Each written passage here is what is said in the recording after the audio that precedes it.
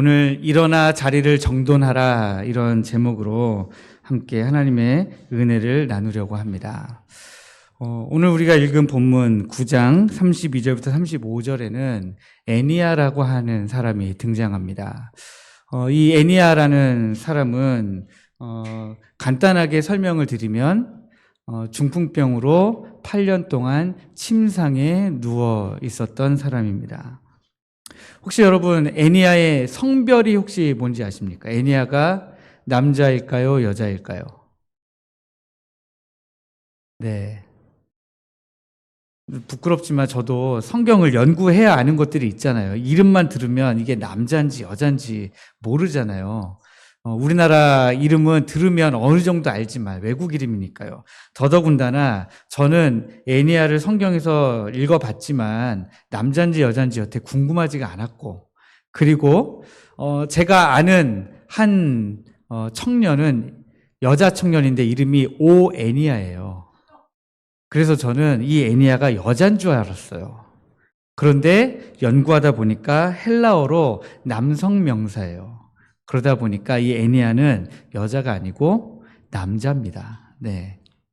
이 애니야라는 사람이 중풍병으로 8년 동안 침상에 누운 상태로 지냈다. 그런데 그 애니야에게 오늘 일어난 일인 거죠. 그 애니야에게 일어난 일을 우리가 한번 살펴보면서 동시에 그 사건을 통해서 하나님이 우리에게 무엇을 말씀하고자 하시는지 한번 살펴보려고 합니다. 상당히 많은 성도들이 영적으로, 육적으로 침상에 누워 지냅니다. 참 많은 고통 가운데서 어떤 때는 우리가 기도하면서 이겨내기도 하지만 이겨내지 못하고 주저앉는 경우도 참 많이 있습니다. 마지막 일어날 힘을 끌어모아서 일어나야 되는데 그것조차도 되지 않는 거죠. 오랜 습관적으로, 오랫동안 습관적으로 죄를 지어온 분들은 그 죄에서 쉽게 노연하기가 어려운 것을 우리가 볼 수 있습니다. 또 깊은 상처나 아픔이 있었다면 그 침상에서 일어나지 못하고 거기에서 계속 그냥 누워있는 모습을 우리가 볼 수도 있습니다. 영적으로 메마른 분들은 영적으로 더 이상 갈급함마저 사라지고 그냥 메마른 상태 그대로 메마른지도 모른 채 침상에 누워있는 경우도 있습니다.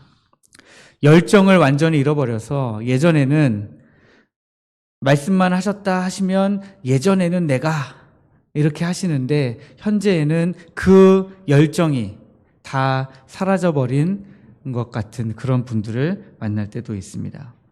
어쨌든 우리는 여러모로 여러 영적인 침상에 누워있는 그런 병자 같은 삶을 우리가 많이 살아갑니다. 심지어 저조차도 이번 주는 열정적이었다가 이번 주는 말씀이 너무 달았는데 그 다음 주는 말씀을 준비하려고 하는데 말씀이 눈에 들어오지도 않고 갑자기 열정도 없는 것 같고 저조차도 매 주마다 롤러코스터를 타는 것처럼 이렇게 위로 올라갔다 내려갔다 그렇게 합니다. 어떤 때는 멍하니 앉아서 무슨 말씀을 나눠야 되지? 이 말씀은 지금 무엇을 말하고 있지? 하고 저조차도 엄청나게 헤맬 때가 있고요. 어떤 때는 말씀을 준비하면서 제 스스로가 막 너무 좋아가지고 너무 기뻐가지고 준비가 잘 될 때가 있습니다. 8년 동안 침상 위에 누워 지낸 애니야, 여러분 한번 상상해 보십시오. 오늘날처럼 의술이 발달했으면 뭔가 조치를 취했을 겁니다. 그래서 중풍이 걸렸다고 하더라도 아마 재활치료라도 할 수 있었을 겁니다. 그런데 이 애니야는 8년 동안 침상에 그대로 누워 있었습니다. 누가 몸을 돌려주고 해줘야만 되는 그런 상태였고요. 이때 당시에 세탁기가 어디 있고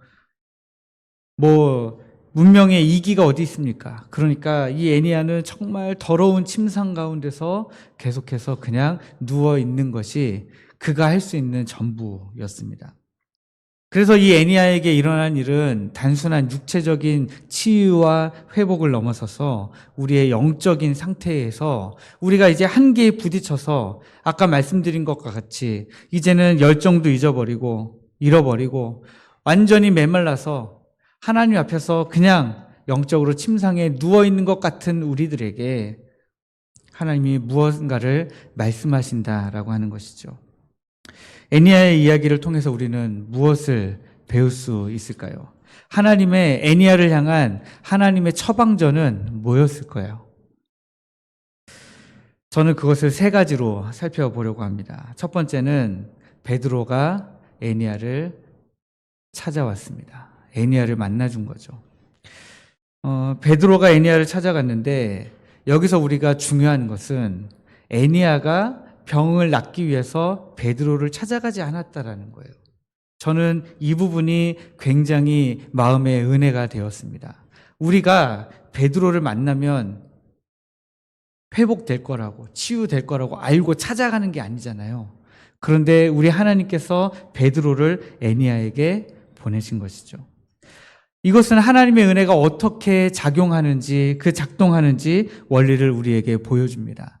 우리에게 어려움이 있을 때, 우리에게 문제들이 있을 때, 우리가 완전히 메말라 있을 때, 우리가 열정을 다 잃어버렸을 때, 상처와 오해 가운데서 우리가 완전히 넘어져 있을 때, 그때에 하나님이 우리를 먼저 찾아오십니다. 우리는 사람의 해결책을 막 찾을 수 있어요. 이렇게 하면 해결될 것 같고, 저렇게 하면 일어설 수 있을 것 같고, 내가 열정을 잃어버렸으니 다시 교회에 열심히 나와서 옛날에 그 열정을 찾은 사람인 것처럼 실제 열정은 없는데, 열정을 찾으려면 뭘 해야 되냐? 옛날처럼 다시 바빠야 된다 생각할 수도 있습니다. 나는 영적으로 메말라 있는데 다시 교회에 열심히 나와서 앉아만 있으면 될 거야 라고 우리는 우리 스스로 방법을 찾을 수 있다는 거예요. 그런데 그보다 더 앞서서, 그것을 하지 말라는 것이 아닙니다. 그런데 그보다 앞서서 하나님이 우리를 찾아오신다는 거예요. 그보다 먼저 움직이시는, 먼저 일하시는 하나님의 일하심이 있다라는 사실을 우리가 기억해야 됩니다. 하나님의 은혜의 본질은 우리를 먼저 찾아오시는 것입니다. 로마서 5장 8절 말씀에 보면 제가 읽어드리겠습니다. 이렇게 기록되어 있습니다. 우리가 아직 죄인 되었을 때에 그리스도께서 우리를 위하여 죽으심으로 하나님께서 우리에 대한 자기의 사랑을 확증하셨느니라. 이렇게 기록하고 있습니다. 우리가 아직 죄인 되었을 때에, 우리는 아직 죄인이에요. 우리는 아직 영생을 얻지 못했습니다. 죄인으로서 그냥 죽었어야 되는 인생들인데 우리가 아직 죄인이었을 그때에 하나님께서 우리를 위하여 먼저 죽어주셨대요.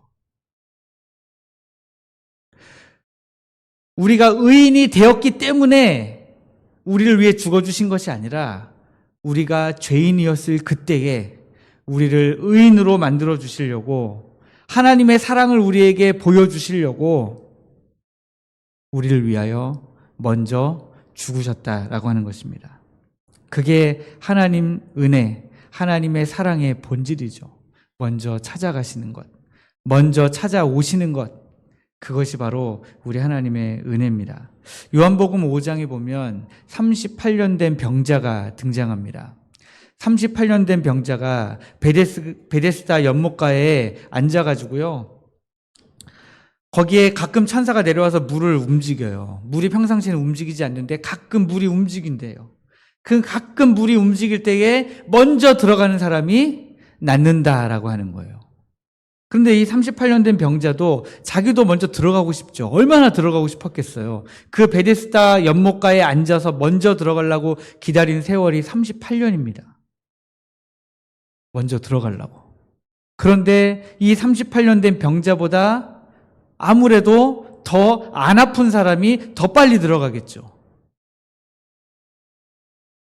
더 너무 아파서 못 들어가는 사람을 좀 먼저 해주고 그 다음에 순차적으로 이렇게 해주면 좋겠지만 이 물이 언제 움직일지 모르잖아요. 정기적으로 일주일에 한 번씩, 한 달에 한 번씩 움직인다 그러면 순서를 정해놓고 순서표를 뽑아놓고 이번에는 당신이 들어가시오. 이번에 요 사람이 들어가시오. 하면 좋죠. 그런데 물이 언제 움직일지 모르고 얼마나 뒤에 다시 물이 움직일지 모르기 때문에 이제 사람들이 몸이 덜 아픈 사람들이 먼저 들어가게 되는 것입니다. 그럴 때에 이 38년 된 병자는 뭘 하고 있었을까요? 그 연못가에 앉아서 평생 병 낫기를 바라면서 그 연못만 바라보고 있었을 거 아닙니까? 우리가 살아가면서 자연도 보고 우리 함께 서로 만나서 서로의 얼굴도 보고 맨날 집에서 밥만 먹을 수 없잖아요. 나가서 외식도 하고 어디 놀러도 가고 우리가 그렇게 하지 않습니까? 그런데 이 병자는 그것도 못하고 아무것도 못하는 거예요. 그냥 시선이 오직 자나 깨나 연못에만 가 있는 거예요. 그 삶이 얼마나 비참했겠습니까? 그런데 그 38년 된 병자가 연못에서 눈을 떼지 못하고 바라만 보고 있는데 주님이 찾아오신 거예요. 주님이 찾아오셔서 내가 낫고자 하느냐 물어주신 거죠. 그가 누운 것을 보시고 벌써 병이 오랜 줄 아시고 먼저 보시고 그 다음에 물어주시는 거예요. 내가 낫고자 하느냐. 그러니까 이 38년 된 병자가 주여 낫고 싶습니다. 주님 제가 낫고 싶어요. 근데 이 표현을 어떻게 돌려서 했습니까? 저 물이 동하면 먼저 들어가면 낫는데 내가 먼저 들어가려고 38년을 기다렸습니다. 주님은 낫고자 하느냐 했지만 주님에게 그런 능력이 있는 줄 모르는 이 38년 된 병자는 자기가 얼마나 낫고 싶은지, 얼마나 자기가 낫고 싶어서 지금 물만 쳐다보고 있는지를 지금 주님 앞에 얘기하고 있는 거예요. 호소하고 있는 겁니다. 그럴 때 주님이 그를 고쳐주셨습니다. 여러분, 제가 아까 말씀드린 그 침상, 영적인 침상에 우리 모두가 다 누워 있는데 그 누워 있는 침상에 누가 찾아오십니까? 바로 우리 주님이 찾아오십니다. 그것이 우리에게 복음이죠. 그것이 우리를 향한 하나님의 은혜입니다. 주님이 여러분의 침상으로 찾아가시기를 주님의 이름으로 축복합니다. 두 번째는 애니야에게 치유가 선포됐습니다. 예수님은 치유의 근원이죠. 치유는 우리 예수님으로부터 나오는 겁니다. 그래서 바울 사도가 지금 뭐라고 선포합니까? 애니야야, 예수 그리스도께서 너를 낫게 하시니 예수 그리스도께서 너를 낫게 하신다 라고 지금 선포하고 있는 것입니다. 이사야서 53장 5절에 보시면 그가 채찍에 맞음으로 우리는 나음을 입었도다. 네, 그가 채찍에 맞으셨기 때문에 예수 그리스도께서 십자가에서 돌아가셨기 때문에 우리는 나음을 입습니다. 근데 이 나음을 입는 것은 육체의 병뿐만 아니라 우리의 영적인 모든 병들까지도 다 낫게 하는 것입니다. 그런데 여기에 베드로가 선포하는 말씀 중에 보십시오. 예수 그리스도께서 너를 낫게 하시니라고 현재의 단어를 썼어요. 현재 그런 일이 일어나고 있다라고 지금 쓰고 있는 것입니다. 그러므로 이 말씀은 이미 예수 그리스도께서 너를 낫게 하셨어 라고 하는 선포인 것이죠. 이미. 애니야는 낫고 있는 줄도 모르는데 이미 예수 그리스도께서 찾아오셔서 애니야를 낫게 하고 계시는 거예요. 이미 역사하고 계시는 거죠. 때로는 우리는 똑같은 상황에 처하게 됩니다. 하나님의 은혜가 이미 임했는데도 불구하고 이미 임해서 하나님께서 이미 일하고 계시는데 우리는 그 하나님의 일하심을 알지 못해요. 지금 바울 사도가 선포했을 때는 애니야가 아직 일어나지 않았잖아요. 애니야는 어리둥절했을 것입니다. 아니 아직 나 안 나왔는데, 나 아직 못 일어나는데. 그런데 애니야는 다행히도 꼼짝을 못하는 입장이니까요. 예수께서 너를 낫게 하시니 라고 선포했을 때에 그 다음에 애니야가 반박을 못했죠. 그러나 그 다음에 일어나 너의 자리를 정돈하라 하니까 바로 자리에서 일어나게 되는 것입니다. 우리도 하나님의 약속의 말씀이 우리에게 임했는데, 그 하나님의 일하심이 이미 시작되었는데 우리가 그 하나님의 일하심의 완성을 기다리지 못하고, 하나님의 일하심이 이루어지는 것을 기다리지 못하고 우리가 때로는 우리가 먼저 나설 때가 있습니다. 하나님, 이렇게 하려고 하시던 거 맞죠? 하나님, 이렇게 말하려고 하시던 거 맞죠? 하나님, 저 사람을 통해서 일하려고 하시던 거 맞죠? 하나님, 요거 사면 되는 거죠? 하고 하나님의 방법을 내가 자꾸 생각해서요, 내가 스스로 일어나려고 해요. 그러나 여러분, 중요한 것은 우리의 신앙은요, 하나님의 일하심을 끝까지 기다려야 되는 신앙입니다. 끝까지 기다리시면 하나님이 일하십니다. 인디언 기우제라는 말이 굉장히 유명해졌잖아요, 우리나라에서. 인디언식 기우제는 어떤 것입니까? 비가 오지 않는 하늘에 비가 내리게 해달라고 제사를 지내는 건데, 언제까지 제사를 드려요? 비가 내릴 때까지. 그러니까 인디언식 기우제는 성공률이 몇 퍼센트? 100%죠. 그런데 우리가 갖고 있는 신앙은 인디언식 기우제랑 달라요. 하나님이 비를 내리실 때까지 그냥 끈질기게, 하나님이 비를 내리실 생각이 없으셨는데 그때까지 기도해가지고 응답받았다 하는 것과는 다르다는 거예요. 우리는 하나님이 내리시겠다고 하신 비가 내리기를 기도하는 거예요. 하나님이 치유하시겠다 하신 그 치유가 완전히 일어나기를 기도하는 거예요. 하나님이 주신 약속이 완전히 이루어지기를 기도하는 겁니다. 그게 우리의 기도예요. 그런데 우리의 기도와 인디언식 기우제의 차이는 뭐냐? 그들은 그냥 비가 내리면 끝나지만 우리는 하나님이 우리가 기도하는 것보다 더 넘치게 채우신다는 것입니다. 더 넘치는 은혜를 우리에게 허락하신다는 것이죠. 마가복음 5장에 보면 혈루증으로 고통받던 여인이 있었습니다. 이 여인이 12년 동안이나 혈루증으로 고통당했습니다.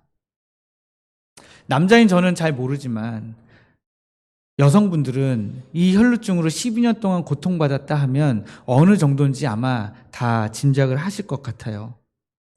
근데 이 여인이 주님의 옷가에 손을 대었어요. 내가 주님의 옷자락에 손만 대어도 낫지 않을까? 이런 생각을 가지고 주님의 옷자락에 손을 대었더니 우리 주님이 돌아보십니다. 누가 나에게 손을 대었느냐? 우리 주님이 이 말씀을 하신 다음에 다시 그 여인을 불러서 말씀하시죠. 딸아, 내 믿음이 너를 구원하였으니 평안히 가라. 내 병에서 놓여 건강할지어다. 그러자 이 여인이 건강하여져서 돌아가죠. 예수님의 치유가 선포되자, 약속을 이루시자 그가 진짜 12년 동안 어떤 의사를 찾아가도 고쳐지지 않고 12년 동안 이 병을 고치기 위해서 자기의 가진 것을 다 허비하였는데 예수님의 옷자락에 손을 대고 우리 주님으로부터 치유의 선포가 있자마자 그 모든 병이 다 낫게 되는 것을 우리는 볼 수 있습니다. 여러분, 이 치유의 선포는 오늘 우리에게도 동일하게 일어나는 겁니다. 제가 선교사로서 선교지에서 하나님의 이런 은혜가 있었습니다. 하나님이 이렇게 일하셨습니다. 저렇게 일하셨습니다. 내가 기도할 때 하나님이 일하셨습니다. 제가 가장 중요하게 생각하는 하나님이 주신 이적이 있잖아요. 제가 기도할 때에 하나님이 정한 시간만큼 비를 내려주셨잖아요. 그것도 진짜 완전 마른 하늘에 엘리야처럼 비가 내렸습니다. 그런데 그 모든 것들이 선교지에서만 일어난 일이 아니라는 거예요. 지금 이 자리에서도 일어날 수 있습니다. 성경에서만 이런 일이 있는 게 아니라 지금도 하나님이 이렇게 일하십니다. 근데 지금 우리는 왜 하나님의 은혜를 경험하지 못하고 있습니까? 왜 하나님의 일하심을 경험하지 못하고 있습니까? 믿고 기도하고 기다리지 않아요. 제가 계속 말씀드리지만 믿고 기도하고 기다려야 돼요. 근데 우리는 계속해서 안 기다린단 말입니다. 하나님께서 이미 우리 삶 가운데 치유를 선포하셨습니다. 그러므로 이제 우리가 할 일은 하나님의 일하심을 기다리면서 기도하는 것입니다. 저는 우리 교회가 하나님 앞에 이런 믿음을 가지고 기도하는 교회 되기를 소원합니다. 여러분들 함께 같이 기도하시면서 함께 하나님의 일하심을 같이 경험하기를 원합니다. 여기 바울 사도가 애니야에게 선포합니다. 일어나 내 자리를 정돈하라 하니까 곧 애니야가 일어나서 자리를 정돈합니다. 자리를 정돈하는 것은 어떤 의미가 있습니까? 과거의 흔적을 이제 지우는 거죠. 8년 동안 내가 누워있던, 내가 중풍병으로 8년 동안 누워있던 침상을 정리한다는 것은 과거를 이제 완전히 다 정리해버린다는 것입니다. 과거에 내가 누워있었던 그 모든 범죄의 자리, 내가 메말라서 누워있던 자리, 열정을 잃고 쓰러져 있던 자리, 내가 상처 가운데 낭망하고 있던 그 모든 자리에서 이제 모든 것을 다 치워버리고 하나님의 새로운 은혜로 하나님의 새로운 질서 가운데 내가 들어간다라고 하는 것입니다. 하나님은 우리 교회가 그렇게 다시 일어나서 정돈하게 하실 줄 믿습니다. 여러분, 우리가 이 소망이 없으면 지금 여기 모여서 예배 드릴 수 없어요. 하나님이 우리를 향해서 내가 너를 낫게 하니 일어나 자리를 정돈하라. 그래서 우리가 힘을 얻고 일어나서 자리를 정돈할 수 없다면 우리가 왜 기도합니까? 우리가 왜 예배합니까? 하나님이 그것을 하실 수 없는 하나님이라면 여기 모여 있는 것이 의미가 없는 것입니다.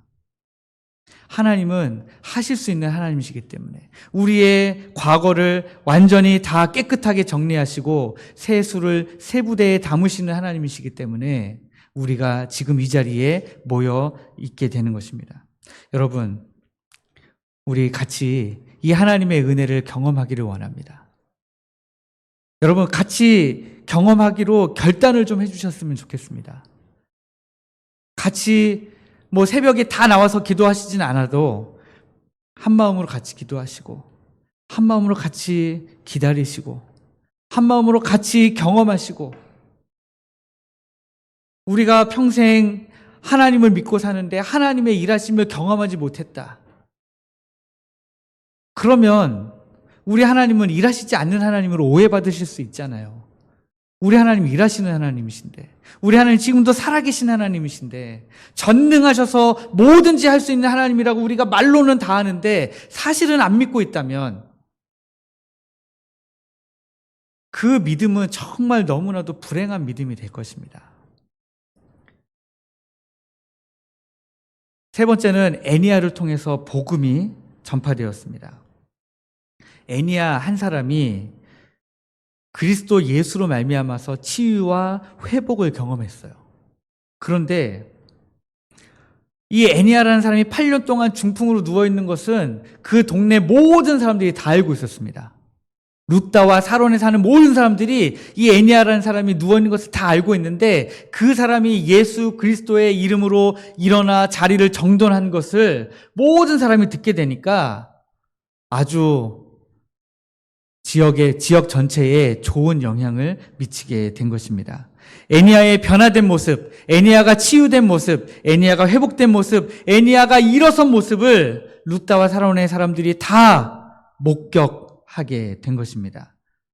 8년 동안 중풍으로 침상에 누워있던 절망, 그 절망에서 일어나 자리를 정돈한 그 애니야를 바라보는 룻다와 사론에 사는 모든 사람들의 마음은 와, 정말 그리스도 예수는 살아계신 분이시구나. 그리스도 예수에 대해서 우리가 들었던 모든 소문이 다 사실이구나 라고 하는 것입니다. 말이 아닌 삶으로 증거되는 복음의 능력이라는 것이 있습니다. 우리는 흔히 전도를 하면 어떻게 하려고 해요? 가서 먼저 친해져야죠. 먼저 친해지고 그 다음에 먹을 것을 좀 주고 친절한 말을 건네고 이거 다 해야 됩니다. 이거 다 필요 없다는 게 아니에요. 다 해야 돼요. 그런데 그 정점에 뭐가 나타나야 됩니까? 내 삶에 역사하시는 하나님의 능력이 나타나야 될 거 아니에요. 다 좋아요. 교회 다니시는 분들 다 착하고 좋고 맨날 웃고 다니시고 다 좋단 말이에요. 다 좋은데 보니까 살아계신 하나님을 경험하는 살아계신 하나님의 역사가 그 삶에 없어요. 그런데 그 하나님을 내가 못하러 믿으러 갑니까? 교회에 가서 왜 내 생돈을 헌금으로 냅니까? 왜 내 시간을 들여서 이 시간에 주일에 가장 낮잠 자기 좋고 놀러 가기 좋은 이 시간에 왜 교회에 나오겠어요, 사람들이? 살아계신 하나님, 그 하나님을 복음을 전하는 사람을 통해서 봐야 교회로 나올 거 아닙니까? 그래야 우리 교회가 부흥할 거잖아요. 성령의 역사하심이 우리 삶 가운데 나타나야 되는 거예요. 그러면 여러분, 제가 이렇게 말씀드리지만 우리가 성령의 능력을 내가 경험하고 싶을 때 마음대로 경험할 수 있습니까? 내가 마음대로 경험할 수 없는 거예요. 그러나 적어도 우리가 무엇은 할 수 있느냐? 하나님 앞에 하나님의 약속하신 하나님의 역사를 이루어 주옵소서라고 기도하면서 나갈 수 있잖아요. 하나님께 매달리는 거죠. 하나님, 약속하신 거 그거 빨리 이루어 주세요. 하나님, 그거 약속하신 거 빨리 나에게 주세요. 치료해 주세요. 치유해 주세요. 회복시켜 주세요. 그럴 때 그것이 여러분들 안에서 자연스럽게 간증으로 흘러나가실 수 있잖아요. 제가 이 앞에 서서 말씀을 전하는데 저조차도 하나님이 그렇게 하실 것이다라는 믿음 없이 여러분들에게 말씀을 전한다고 생각해 보세요. 여러분들은 제 설교를 들을 때마다 도대체 무슨 소린지 알고는 하는 소린지 아마 이러실 겁니다. 그러나 제가 먼저 다행히도 그 하나님을 경험해 봤기 때문에 그 하나님의 일하심을 맛봤기 때문에 여러분들에게 감히 말씀드리는 거예요. 여러분, 우리가 하나님의 일하심을 경험하는, 그래서 우리의 모습을 보고 많은 사람들이 정말 하나님은 살아계신 하나님이시구나, 그렇게 고백하게 되는 우리 택전교회 신앙 공동체가 되기를 주님의 이름으로 축복합니다. 요한복음 4장에 보면 사마리아 여인이 나와요. 이 예수님께서 지나가시다가 사마리아를 지나가시게 됐는데 거기에 이제 여인이 우물을 길러 나오죠. 제자들은 이제 먹을 것을 찾으러 이제 마을로 다 들어갔고요. 예수님 혼자 앉아 계시는데 여인이 물을 길러 나온 거예요. 근데 물을 길러 나온 그 시간대가 어떤 시간대예요? 아무도 물을 길러 나오지 않는 땡볕 한가운데에 이 여인이 물을 길러 나온 겁니다. 그리고 나서 예수님과 여러 가지 이야기를 나누죠. 나누다가 예수님이 진짜 구약 성경에 예언된 메시아라는 사실을 알게 된 거예요. 그래서 이 여인이 마을로 뛰어들어가서 막 얘기합니다. 자기의 치부를 막 드러내요. 이 예수님이라는 분이 내가 결혼을 6번이나 하고 했단 이 사실을 내가 말도 안 했는데 다 알고 계셨어요. 이분은 진짜 예언자예요. 이분은 진짜 선지자예요. 이분은 메시아예요. 동네에 가서 막 사람들에게 떠들었습니다. 그러니까 사람들이 깜짝 놀래가지고 막 뛰어나와가지고 예수님 앞에 앉아서 예수님의 말씀을 듣고, 그리고 나서 이 여인에게 이 동네 사람들이 고백을 해요. 이제는 우리가 당신의 말이 아니라 예수님의 말을 듣고 우리가 예수님을 믿게 되었다. 그런데 예수님의 말을 듣고 예수님을 더욱더 믿게 된 그 과정 가운데 이 사마리아 여인은 어떤 쓰임을 받았습니까? 먼저 예수님을 만난 거잖아요. 여러분, 우리가 먼저 예수님을 다 만나게 되시기를 주님의 이름으로 축복합니다. 룻다와 사론에 사는 사람들은 애니야에게 임한 예수 그리스도의 은혜를 보고 다 주께로 돌아왔습니다. 우리 교회도 이런 일이 일어나면 정말 너무 좋을 것 같습니다. 택전 1, 2, 1위, 중단 1, 2, 1위, 또 인주리, 또 연희읍 전체가 좀 더 멀리 잡아볼까요? 포항시 남구, 북구도 하면 좋겠네요. 그거 하다 보면 다 다른 도시에서도 오면 좋겠고요. 해가지고 포항 택전교회는 작지만 시골에 있지만 정말 하나님의 능력을 경험하는 교회다. 그래서 많은 사람들이 나도 하나님의 능력을 경험하고 싶다고, 열정을 잃어버렸던 사람들이, 갈급함을 잃어버리고 메말랐던 사람들이 하나님의 은혜를 경험하고 싶어서 우리 택전교회로 나오기를, 그런 교회가 되기를 주님의 이름으로 축복합니다. 이제 말씀을 맺으려고 합니다. 애니야를 통해서 보는 세 가지 신앙 원리가 있습니다. 첫 번째는 하나님은 먼저 우리를 찾아오신다라고 하는 것입니다. 하나님은 먼저 우리를 찾아오십니다. 두 번째, 예수 그리스도의 십자가를 통해서만 우리가 치유와 회복을 경험할 수 있습니다. 사람의 말과 사람의 행동, 다른 사람의 칭찬과 인정, 물질의 풍부함, 풍요로움, 그리고 하는 일들마다 잘 되는 만사 형통을 통해서 치유와 회복이 일어나지 않아요. 절대 그렇지 않습니다. 오직 예수 그리스도의 십자가를 통해서만 치유와 회복이 일어납니다. 세 번째는 우리의 변화된 삶, 우리가 경험하는 십자가를 통한 치유와 회복은 다른 이들에게 그리스도의 능력을 보여주는 살아있는 증거가 됩니다. 저는 여러분들이 이 세 가지 신앙 원리를 아시고 하나님이 기뻐하시는 성도님들 되시기를 주님의 이름으로 축복합니다. 일어나 자리를 정돈하라. 이 말씀은 그리스도의 은혜로 치유받고 새 삶의 질서를 세워 하나님의 증인으로 살아가라고 하는 하나님의 전 인격적인 치유와 회복의 은혜입니다. 지금 여러분은 어떤 침상에 누워 계십니까? 지금까지 어떤 침상에 누워 계셨습니까? 저는 여러분들에게 하나님의 말씀을 선포하기를 원합니다.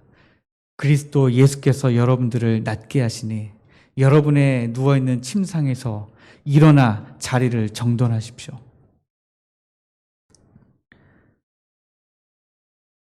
여러분들이 정말 하나님의 은혜로 다시 회복되시기를 주님의 이름으로 축복합니다.